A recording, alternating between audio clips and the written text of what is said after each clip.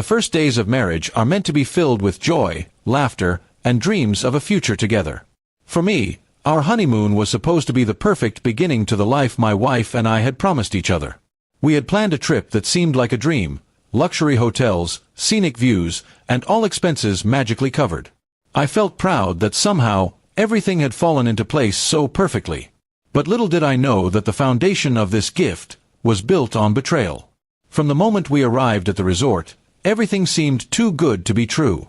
We were welcomed like royalty, upgraded to a suite overlooking the ocean, and pampered with services I couldn't have imagined affording on my own salary. I kept wondering how this was possible, but my wife kept telling me not to worry.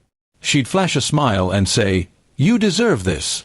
I wanted to believe her because I trusted her more than anyone in the world.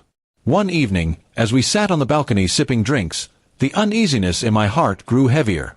I finally asked her how we managed to get such an expensive honeymoon for free. She didn't answer immediately. Instead, she gave me a strange look, almost as if she had been waiting for this question. Then she laughed softly and leaned closer, whispering words that would cut deeper than any knife. "Relax, your boss paid for this trip, and for what I do in his bed." At first, I thought she was joking. My heart refused to accept the cruelty of such words. I even smiled nervously and said, "That's not funny." But her expression didn't change. She looked straight at me, with no guilt, no shame, and repeated herself as if it were nothing. My chest tightened, and my world seemed to shatter around me. The woman I had just vowed to spend my life with had destroyed everything in one sentence. I sat there in silence, unable to process what I had heard. My mind raced back through the past months, the sudden closeness between her and my boss, the expensive gifts she brushed off as lucky finds, the way he had insisted on giving me time off for the honeymoon. Every puzzle piece suddenly fell into place, and the picture that formed was one of betrayal. The next morning, I woke up before her and stared at the ceiling, wondering what to do. Part of me wanted to confront her with anger, demand answers, and walk away. But another part of me felt paralyzed. How could I go back home to the same job, knowing that my boss had been with my wife? How could I face either of them again? The shame and humiliation crushed me more than the betrayal itself. When she finally woke up, she acted as though nothing had happened. She cheerfully talked about breakfast, sightseeing, and shopping. Her casual attitude stunned me. It was almost as if she had revealed the truth simply because she thought I was powerless to do anything about it. That realization burned inside me. During our outings, I watched her closely. Every smile she gave me now felt fake. Every touch reminded me of what she had admitted. I kept quiet, but inside, I was planning my next move. I realized that silence was my strength. I didn't want to give her the satisfaction of seeing me broken. I decided that if she could betray me so effortlessly, then she didn't deserve to see my pain. As the days of the honeymoon passed, I grew colder.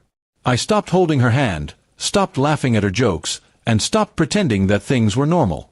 She noticed the change but didn't say much. Perhaps she thought I would eventually accept the situation. She underestimated me. By the time we returned home, my decision was made. I went back to work with a heavy heart, forced to look into the eyes of the man who had not only betrayed me professionally but personally. I didn't confront him, not yet. Instead, I worked quietly, saved every piece of evidence I could gather, and started planning how to cut both of them out of my life. My wife tried to act like the perfect partner, but I no longer believed any of it. Every kind gesture felt like poison. I began distancing myself, moving my belongings slowly out of our shared apartment, and preparing the legal steps I would need. Divorce was not just a choice, it was survival. Weeks later, when I finally confronted her, she looked shocked.